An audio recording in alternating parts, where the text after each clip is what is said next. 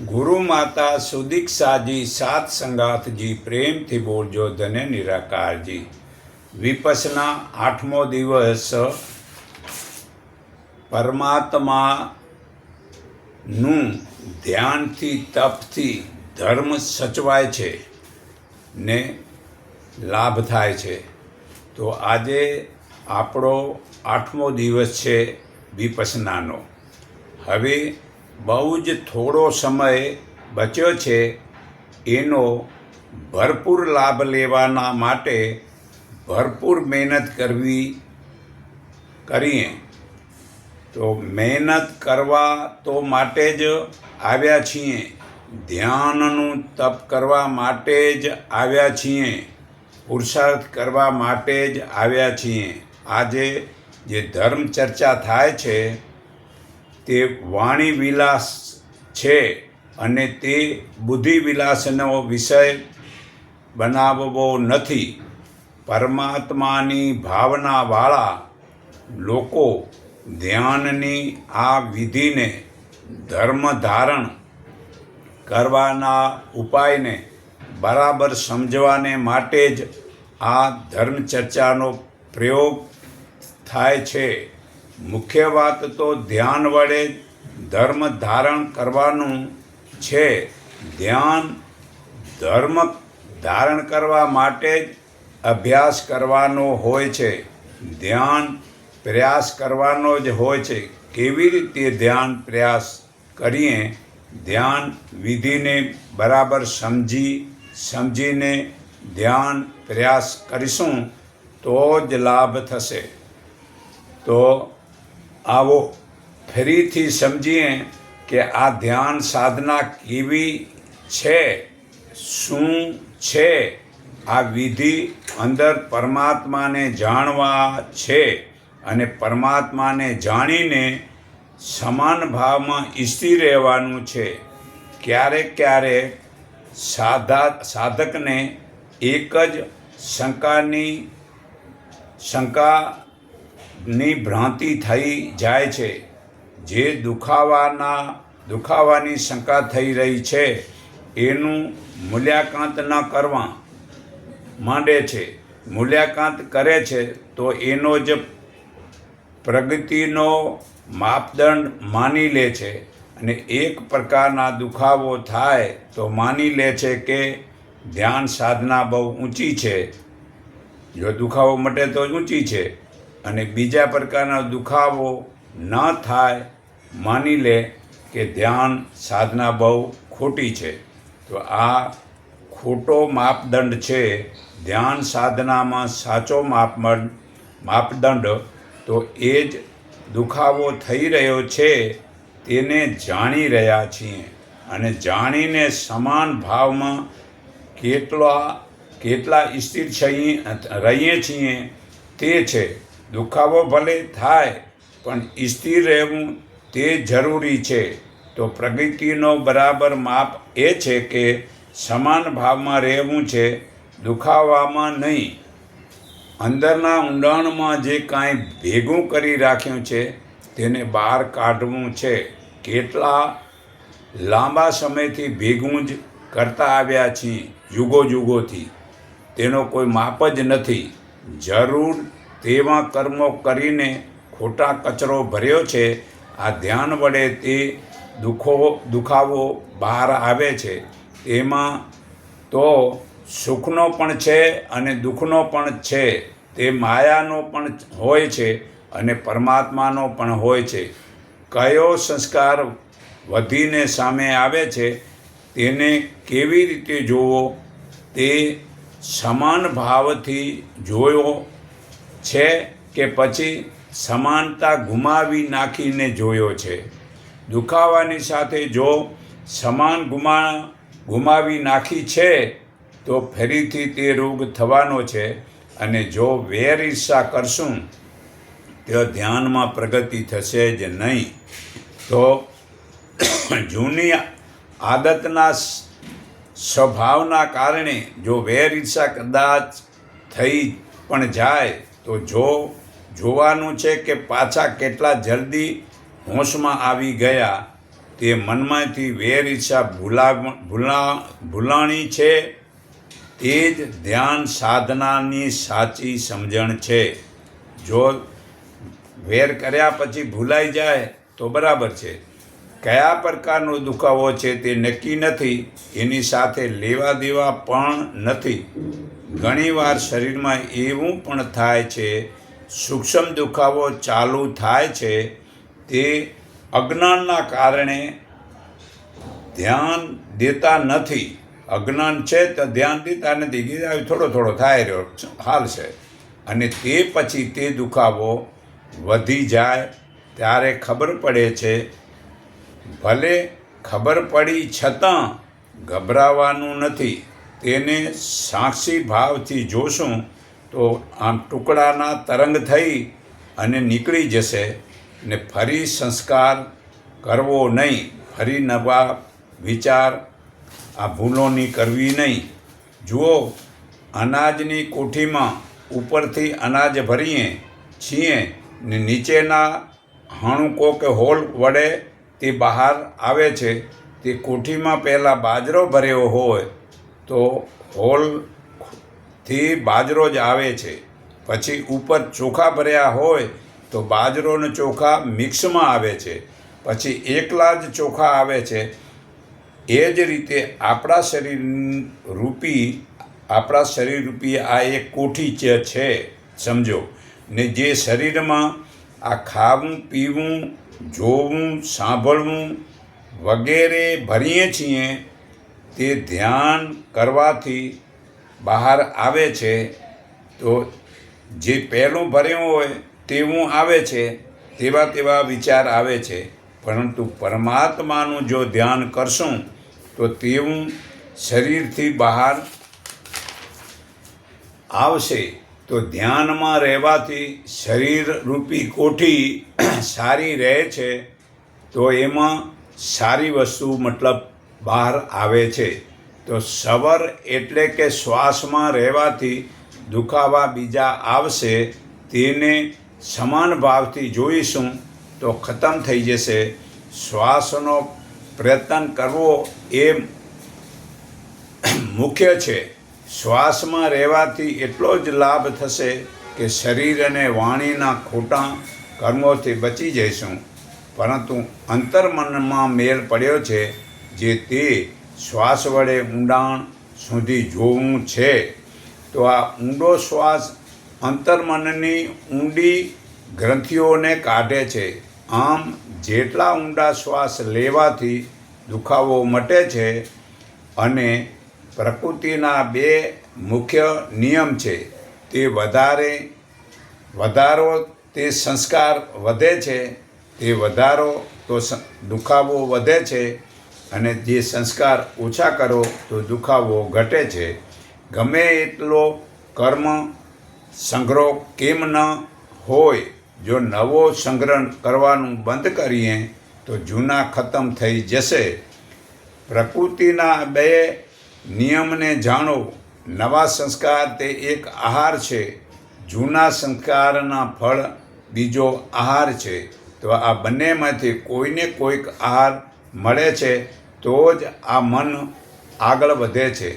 મનને ક્રોધનો સંસ્કાર આપ્યો છે, મનને ક્યારેક ભયનો સંસ્કાર આપ્યો છે ને ક્યારેક વાસનાનો સંસ્કાર આપ્યો છે.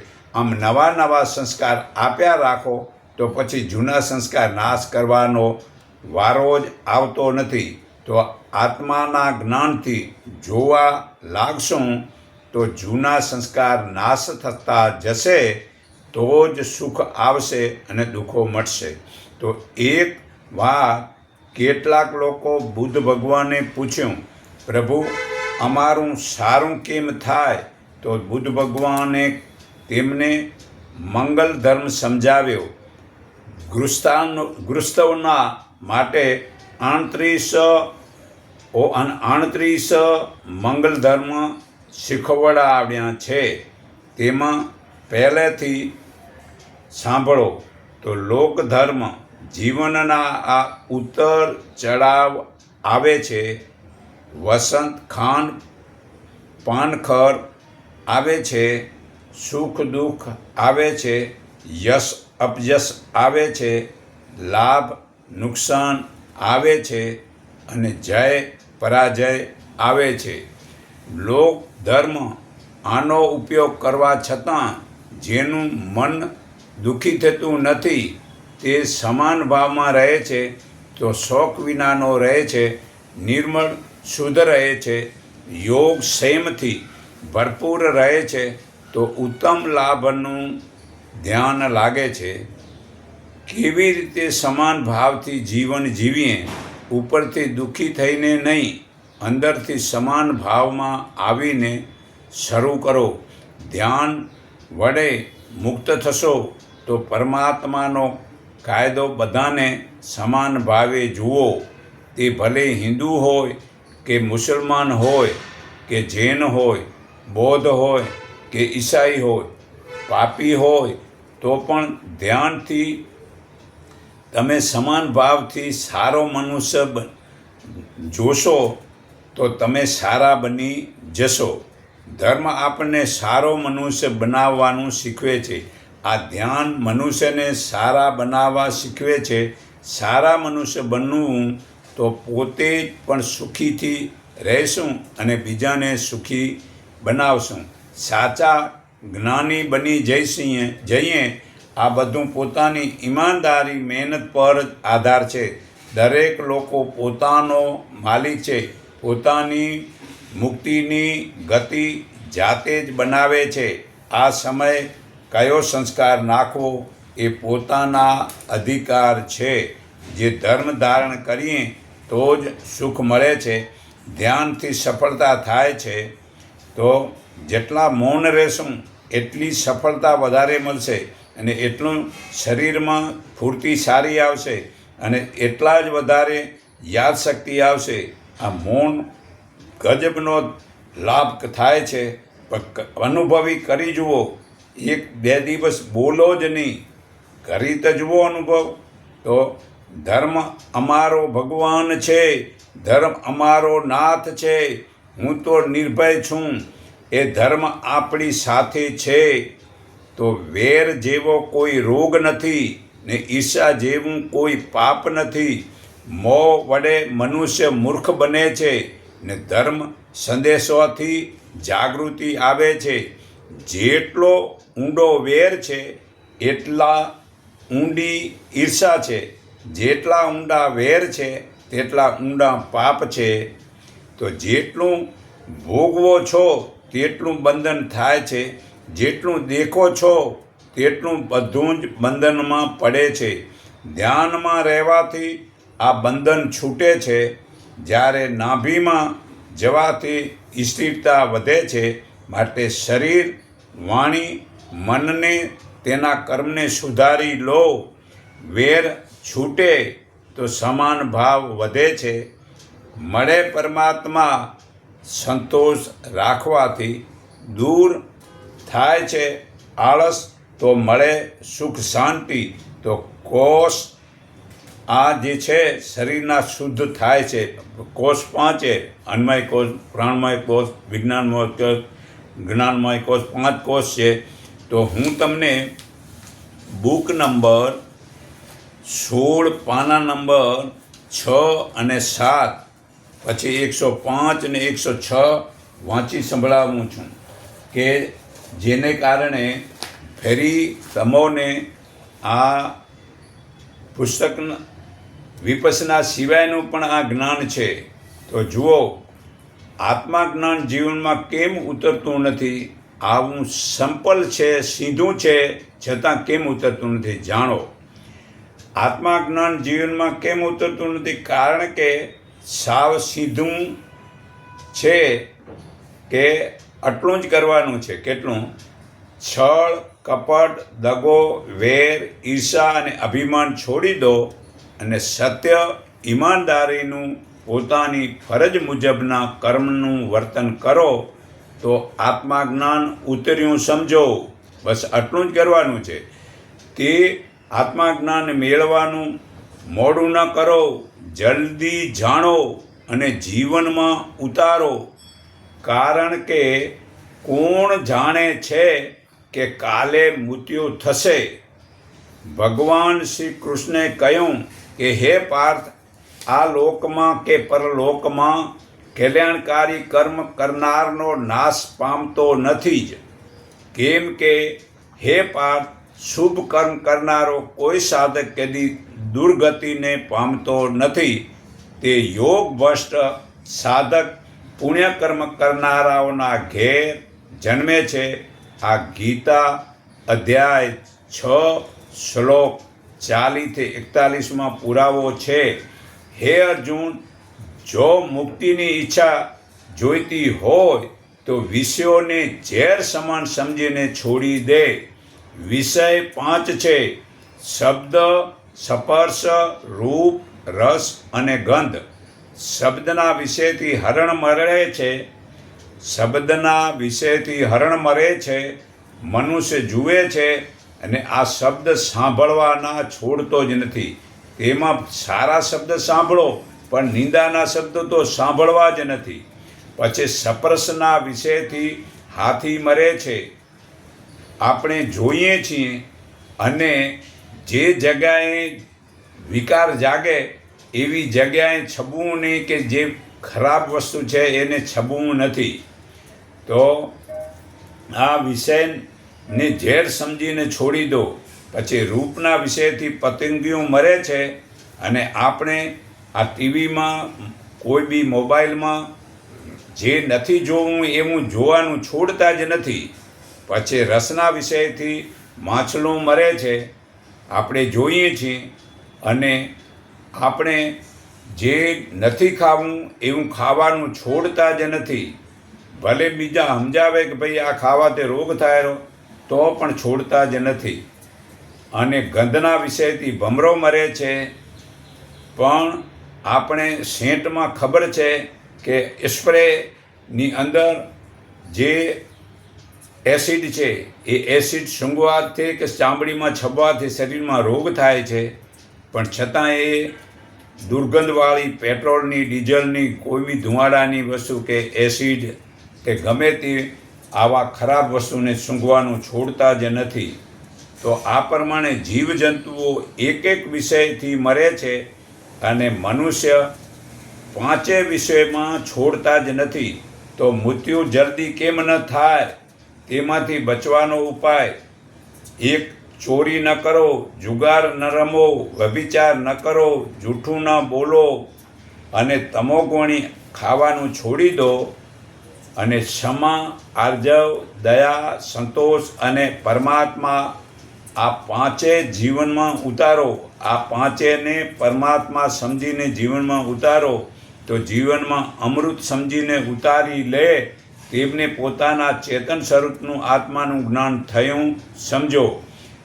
આપણે કહેવાનું થાય છે કે જીવનમાં જ્ઞાન કેમ ઉતરતું નથી? તો કે આ વિષયોને ઝેર સમાન સમજીને છોડી દો તો આત્માનું જ્ઞાન જીવનમાં ઉતરશે. જેમણે ચિત્તને વશ કર્યું છે તેવા સાધકોને સર્વત્ર નિર્વિકલ્પ પરમાત્માનો જ અનુભવ થાય છે. બહારના ભોગોને અંતકરણમાં ચિતર્યા વગર આંખોની દ્રષ્ટિને આ પ્રકૃતિના વચમે સ્થિર કરીને નાકની અંદર ચાલતા પ્રાણ તથા અપાન શ્વાસને સમાન કરીને જેણે ઇન્દ્રિયો, મન અને શરીરને વશ કર્યા છે, તેમજ જેના ઈચ્છા, ભય, કામ અને ક્રોધ નાશ પામ્યા છે, એવો જે સાધક મોક્ષની સાધનામાં તત્પર રહે છે તે સદા મુક્ત જ છે. તે મને યજ્ઞનો અને તપના ભોગતા તરીકે, સર્વલોકના ઈશ્વર તરીકે અને સર્વે પ્રાણીઓના સ્વાર્થરહિત મિત્ર તરીકે જાણીને શાંતિ પામે છે. આ ગીતા અધ્યાય 5 શ્લોક 26-29 પુરાવો છે. તો એક સંગઠન માટે એક પરમાત્માને માનો. આખું કુટુંબ દેહની દ્રષ્ટિએ જે ઘરમાં આપણે જન્મ્યા છીએ તે ઘરના જ મનુષ્ય જ કુટુંબ માનીએ છીએ. પરંતુ મનની દ્રષ્ટિએ જે મનુષ્યો સાથે પ્રસંગમાં આવીએ છીએ તે બધા જ મનુષ્યને પોતાનું કુટુંબ માનવું છે. અને આત્માની દ્રષ્ટિએ તો આખા વિશ્વના પરમપિતા પરમાત્મા પિતા છે. તે પરમાત્માના આપણે સંતાન છીએ. તો આખું વિશ્વ જ આપણું કુટુંબ જ છે. સંપૂર્ણ રાષ્ટ્ર અને વિશ્વમાં ઉન્નતિ અને એકતાનું સંગઠન માટે વેદ ગીતાના ઉપાય સર્વ વિશ્વના લોકોને જ્યારે એક જ ઈશ્વરને જાણે અને તે એકને માને, દરેકની ભાષા એક હોય, એક વેદ ગીતા મુજબનું ધર્મ પાલન કરતા હોય, એક આચાર વિચાર હોય, એક પ્રકારનો લાભ સમાન હોય, એક પ્રકારનું અભિવંદન આમ નમસ્તે બોલવાનું જ હોય ને એક જ લક્ષ્ય હોય. તે લક્ષ્ય પ્રાપ્તિનો માર્ગનો રસ્તો એક જ હોય. એ લક્ષ્ય પ્રાપ્તિના સાધનો એક પ્રકારના હોય. તે પરમાત્માના માર્ગનો રસ્તો ચાલવાની વિધિ એક જ હોય. એવો ઉપાય ફક્ત સદ્ગુરુ બતાવે છે કે વેદ ગીતાનું જ્ઞાન જ છે. તો વેદ ગીતા શું? વેદ ગીતામાં ધર્મમાં છૂતાછૂત આવું આભણ છેટવાનું છે? તો કે આવું છૂતાછૂત આભણ છેટનું નથી. જુદી જુદી જુદી જાતિ ભેદ નથી. જાદુ દોરા બાંધાવા નથી. આ માદળિયા ગળે લટકાવવા નથી. શુકન જોવાનું નથી. જન્મકુંડલી જોવાની નથી. હસ્તરેખા જોવાના નથી. નવગ્રહ પૂજા કરવાની નથી. છતાં અત્યારે એવા નવગ્રહ પૂજા કર્યા રાખે છે. નદી સ્નાન કરવાનું નથી. બલિ પ્રથા કરવાનું નથી. સતી પ્રથા નથી. માંસાહાર, દારૂ પીવું, જુગાર રમવું, ભૂત પ્રેત, પિતૃઓના નામે પિંડદાન, ભવિષ્યવાણી કાંઈ નથી. મંદિર બનાવવાનું નથી. ક્રિકેટ રમવાનું નથી. કેક કાપીને વર્ષગાંઠ ઉજવવાનું નથી. કે લગ્નમાં રિસેપ્શન કરવાનું એ નથી. તેથી ભાવિ પેઢીના સંતાનોમાં સંસ્કાર વિવેક રહેતા નથી. ટીવીમાં ધાર્મિક જોવું અને મૂર્તિ પૂજા છોડીને પરમાત્માનું ધ્યાન કરો. મૂર્તિ પૂજાથી મોક્ષ મળતો નથી. પોતાના હૃદયમાં આત્માની પૂજા કરો. આ મૈત્રી ઉપનિષદ પાના નંબર 67માં પુરાવો છે. તો તત્વનો વિચાર ઉત્તમ છે. શાસ્ત્રનો વિચાર મધ્યમ છે. મંત્રોની સાધના અધમ એટલે પાપ છે. અને તીર્થો વગેરે ફોકટ ફરવું તે પાપમાં પણ પાપ છે. આપણી પ્રાચીન સંસ્કૃતિને માટે ઈશ્વર, જીવ, પ્રકૃતિ, ઈશ્વર ભક્તિ, રાષ્ટ્ર ભક્તિ, માતા પિતાની સેવા, ધાર્મિકતા વગેરે સારા સારા ગુણોની જરૂર છે. જેનાથી ભવિષ્યમાં સર્વે સુખ શાંતિ અને સદાચાર સેવા ભાવના વગેરેની સ્થાપના થઈ શકે છે. તો જ એક સંગઠન બની શકાય છે.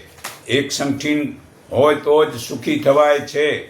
તો બધાના ઘરને આશ્રમ જેવું વર્તનથી પરમાત્માની પ્રાપ્તિ થાય છે. તો ઘર આશ્રમ કેમ બનશે?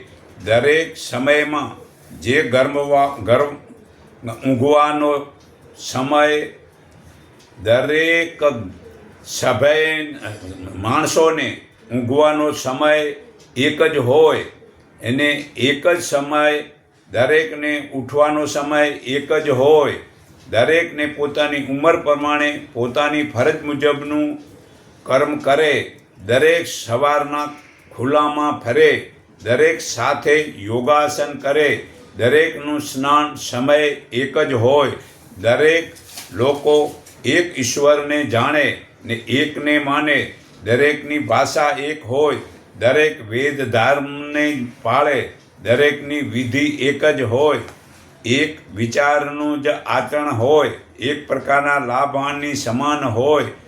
તો જ દરેકને આત્મજ્ઞાન પ્રાપ્ત થાય છે ને વિધાનોના સત્સંગ વડે દરેક ઉત્તમ ગુણ વડે સ્વભાવ ધારણ કરવા અને માટે તપ કરે, દરેક પરોપકાર કરે, દરેક નર્મતા રાખે, દરેકને એક લક્ષ્ય હોય, તે લક્ષ્ય પ્રાપ્તિના માર્ગ એક જ હોય તેવું કરવાથી આ માણસનું કલ્યાણ થાય છે. તો ઘરને મંદિર બનાવો. દરરોજ મંદિરમાં આરતી એક જ સમયે જ થાય છે, તેમ દરરોજ એક સમયે ઉઠી જવું પડે છે. તે સવારનું ચાલવું પડે, પછી ધ્યાન ધરવું પડે છે, પછી યોગાસન કરવું, પછી સ્નાન કરી પોતાની ફરજ મુજબ જે ઉંમર પ્રમાણે સત્યકર્મ કરવું, એ તેને જ ધર્મ કહેવાય છે. એક જ પરમાત્માને જાણો ને એક જ પરમાત્માને માનો. દરેક એક આગવું વર્તન કરવાથી આ આહારથી કે વેર ઈર્ષા વગેરેથી ધ્યાન કે સમાધિમાં કચરોના તરંગોનું ગાંઠું કાઢવી છે તે સમાધિમાં નીકળશે. તો સાત્વિક ભોજન લો, આત્મજ્ઞાન માટે વિધાનનો સત્સંગ સાંભળો, તેથી ગુણ કર્મ અને સ્વભાવ સુધરશે. તપ, પરોપકાર, નર્મતા, સંતોષ રાખી એક જ પરમાત્મા પ્રાપ્તિનો લક્ષ્ય રાખો તેવું ઘર મંદિર બનાવો. તેને શરીરમાં પરમાત્માની પ્રાપ્તિ થાય છે. તો હું બુક નંબર 18 પાના નંબર 104 અને 105 વાંચી સંભળાવું છું. જન્મદિવસ ઉજવવા માટે માતા પિતાએ તે બાળકોને 5 વર્ષે સંસ્કારી બનાવે, તેમ છતાં માતા પિતા તે 12 વર્ષે સંસ્કારી બનાવવા જોઈએ. છતાં માતા પિતાએ બાળકોને ભલે સંસ્કાર ના આપી શક્યા, તો હવે તું તો 16 વર્ષનો થયો કે 20 વર્ષનો થયો, તારે પોતે પૂરું સુધરવું જોઈએ. જે જીવનમાં સુખ શાંતિ માટે બ્રહ્મમુહૂર્તે ઉઠી સવારનું ભ્રમણ કરવું ને પછી યોગાસન કરવા અને પછી આ વેર ઈર્ષા છળકપટ ચોરી વ્યભિચાર વગેરે છોડી દેવા અને શત્રુ મિત્રતામાં જુગાર દારૂ વગેરે અસુરી આચરણ છોડી દેવા, જેથી વ્યર્થ સમયનો બગાડ ન કરવો અને પોતાના માટે, કુટુંબ માટે, સમાજ માટે, રાષ્ટ્રના માટે, સંગઠન માટે, ઉન્નતિ માટે તપ, ધ્યાન, સેવા, બલિદાનની ભાવના રાખવી અને ઉત્તમ કાર્ય માટે ખરાબ કર્મને છોડી દેવા અને સાત્વિક ભોજન ઘરનું, પોતાની માતા પત્નીના હાથનું ખાવું અને મધુર વ્યવહાર કરવો અને આત્મનિરીક્ષણ કરવું કે મારા જીવનમાં મેં કોઈ ભૂલ તો કરી નથી ને, તે ભૂલને હવેથી નહીં કરું અને વિધાનોનો સત્સંગ સાંભળી ઉત્તમ ગુણ કર્મથી સ્વભાવને સુધારીશ. તે માટે તપ કરીશ અને પરોપકાર બનીશ, જેથી બીજાનું દુઃખ હળવા કરીશ. હું સર્વને સાથે નર્મતા રાખીશ અને શરીરથી જાગૃત રહીને પરમાત્મા પાસે દરરોજ પ્રાર્થના કરીશ કે મને આધ્યાત્મિક બળ જ્ઞાન આપો, તે અનુભવ કરવો, જેથી હું પોતાનું, કુટુંબનું, સમાજનું, રાષ્ટ્રનું કલ્યાણ કરીશ. બાકી વિદેશી જન્મદિવસ શા માટે ઉજવો છો? અગ્નિદેવને મીણબત્તી વગેરેનું ઝેર શા માટે ખવડાવો છો?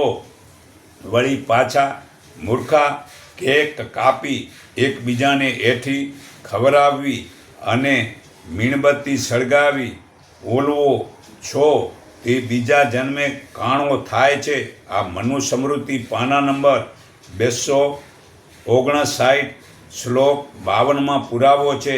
તો હાલમાં બધાને ભારતના સંસ્કાર સારા છોડીને વિદેશી પાખંડ ગમે છે. તો જ્ઞાની પુરુષોને તે ગમતું નથી.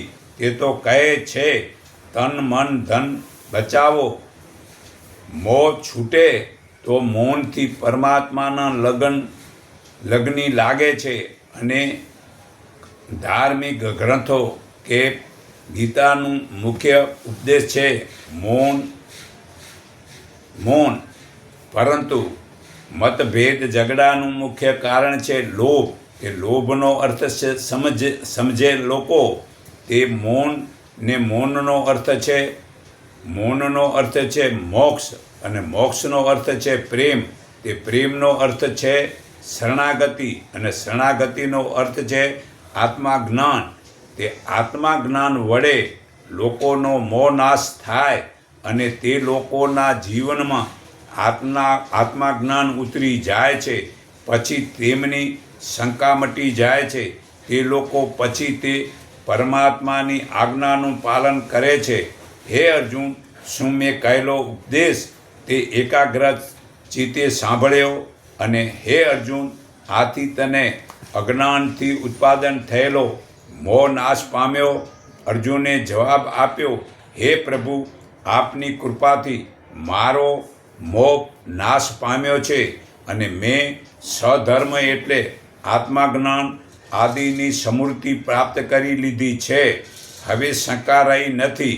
હું ઊભો છું અને આપના વચન પ્રમાણે કરીશ. આ ગીતા અધ્યાય 18 શ્લોક 72 થી 73 પુરાવો છે. વળી ગુપ્ત ભાવોમાં મૌન તે પરમાત્મા છે. તે મૌન જ સૌથી વધુ અગત્યનું છે, કારણ કે મૌન વડે મનુષ્યની પ્રગતિ જલ્દી સાધી શકાય છે. જે મનુષ્ય જડ તથા ચેતનનું જ્ઞાનનો વિવેક જાણે છે તે પરમાત્માની પરા એટલે કે આત્મા તથા અપરા એટલે પ્રકૃતિ માયા, તે બે શક્તિઓ વચ્ચેનો ભેદ જાણે છે. તે મનુષ્ય જ્ઞાની છે. આ ગીતા અધ્યાય 10 શ્લોક